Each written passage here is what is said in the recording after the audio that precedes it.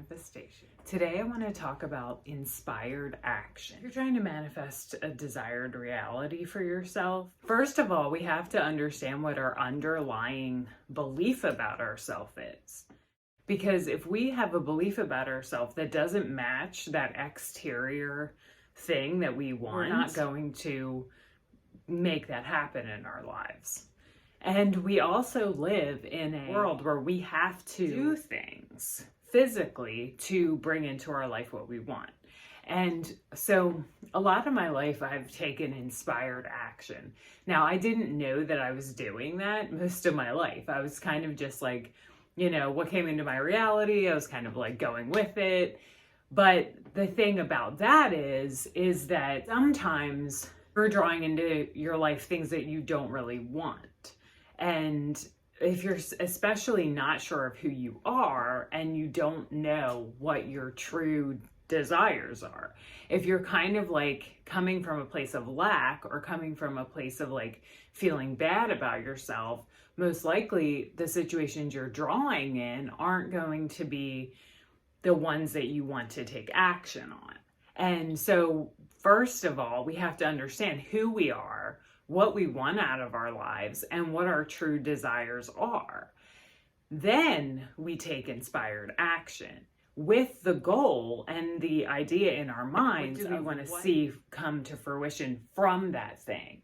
And so this is kind of like a rabbit hole I got sucked down basically my whole life of, what came into my reality. I'll take what's coming in. But the problem is that I wasn't in a good place internally to attract in things that were actually going to serve my highest potential desires, manifestations. I wanted to interject this video with an example of an inspired action that backfires. There's an example from my own life of this. I was in a career of being a hairdresser for a really long time, and I ended up doing pretty much every aspect of that job to continue in the career because frankly, I was bored, I was burnt out, and it wasn't really my passion from the beginning. It was just something I thought I had to do to make money and to survive. And it was something I thought I could do because I'm good with my hands and I'm an artist. So I thought, okay, I will do hair. This was at a young age. I didn't really feel like I was capable of much more. But I stayed in the career way too long. And the example of inspired action that backfired was I was at a salon working there for a while, and I was kind of at the point where I was really tired of everything. But I didn't really feel like I had any other options to change my life at this time. So what I did was I opened up my own salon. And the thing is about that, I didn't really want to even be in the business anymore. I didn't really want to do what I was doing, but because I felt like I had to continue with the career, I thought, okay, what's the next step of this career? That would be owning your own salon, because I had done every other job basically. So I thought, okay, well, that's the next tier of this career. And how it backfired was I had just paid off all of my debt, and I ended up getting back into debt again, opening the place. I was making less money because I was paying for the overhead and all of the things, and I had been making like more of a steady income at the other salon. And so it was a successful business in the sense that I had people coming through the door and we were growing with clientele, but I really wasn't happy. I wasn't happy doing what I was doing. And that was the thing. Initially, I wasn't happy. And so when you come from a place of lack, first of all, you're making choices from a place of lack, from a place of, feeling like this is your only choice, your only option. And it's not really from a place of like your ultimate vision of where you want to go. This is what I'm talking about as far as a inspired action, but it's going to backfire because it's not in alignment with your true purpose, passion, and desires. But it's a step up in your mind, but it's really not serving your highest ultimate goals. When you make choices out of lack rather than out of a state of like abundance or a state of really true passion and in true alignment with your goals. This is just one small example. I do a lot of tent shows, like outdoor art shows. I did a psychic fair a long time ago, a couple years ago, and I was one of the only artists there.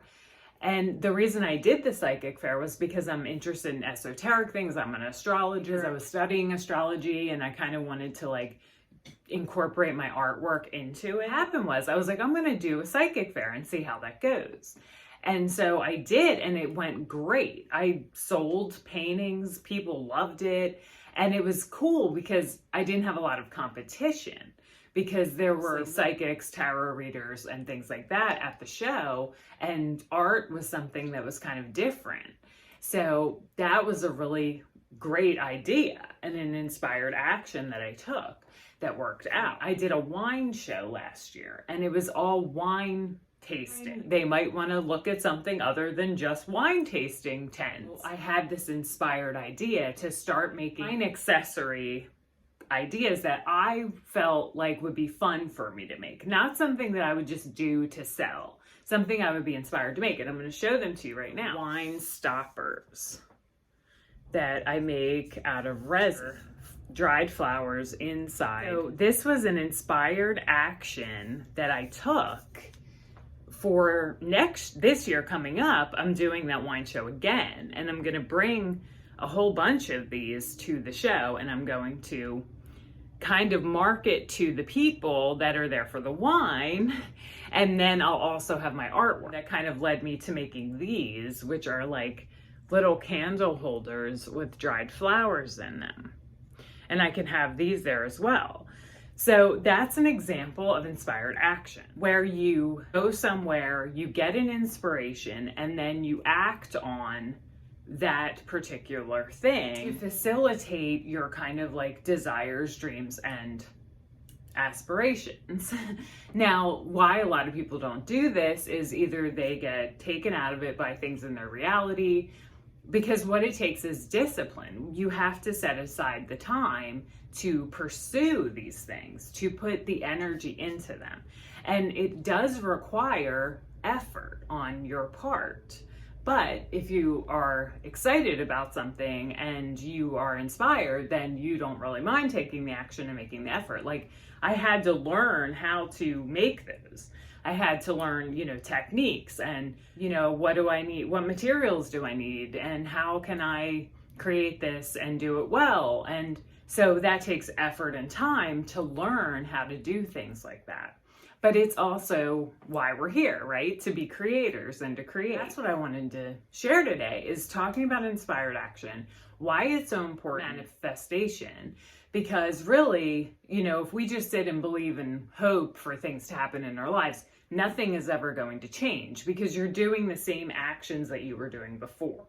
What it takes is breaking out of your comfort zone and actually kind of becoming a different person, the person who would actually do that. Because if you stay in the same vibration or same behavioral patterns, which is really your vibration, because if you're doing the same things you've always done, nothing in your life is actually going to change. You have to actually become the person who would do those things. So you get into a situation, and most people do get inspiration and inspired ideas, but then they don't pursue them. Why we don't pursue our passions. And it's really about our own energy, which I talk about all the time, and our perception of reality too. Because if we perceive reality as, this is all there is, and this is all I'm capable of, and this is all my life is going to be, then that's what you're going to continue to get. But if you really want to change your life, what you have to do is tap into your creativity and really take action on the thoughts and inspirations that come into your reality. And this takes clear and also a quiet within, to be clear within, to have like less distractions in your life that are taking you away from that stuff. Because our patterns of behavior are so deeply ingrained in us for such a long time that they actually become addictive. You have to become a different person. Now, that doesn't mean that you have to pretend that you're someone else. That means that you have to become the person that you want to be. It's not that you're pretending to be that person, it's that you're getting the inspiration and you're doing something about it. You're taking the action on the inspiration. That's what that new person would do. They don't just have the inspiration and do nothing. So this is what inspired action is and how it works in your life. And you have to be kind of tuned into your environment to pick up the information coming in. Like, I went to that wine show and then I was like, oh wow, maybe I could make wine accessories. I don't even know really how I got the idea, but it just kind of came into my reality somehow. And I was like, that's a great idea. I'm going to do that. I'm going to try that. I'm going to work on that. So this is an example. This happens constantly in our realities if we're tuning into it. But what we have to do is open ourselves up for the information to come in. If we are closed off to that information and we're distracted by, our environment or things going on around us, or we're making excuses. This is a big one because believe me, I've done that too. Making excuses for behavior where we don't take action. And that's when we have to get really clear about like, what's our pattern? What's our programmed self?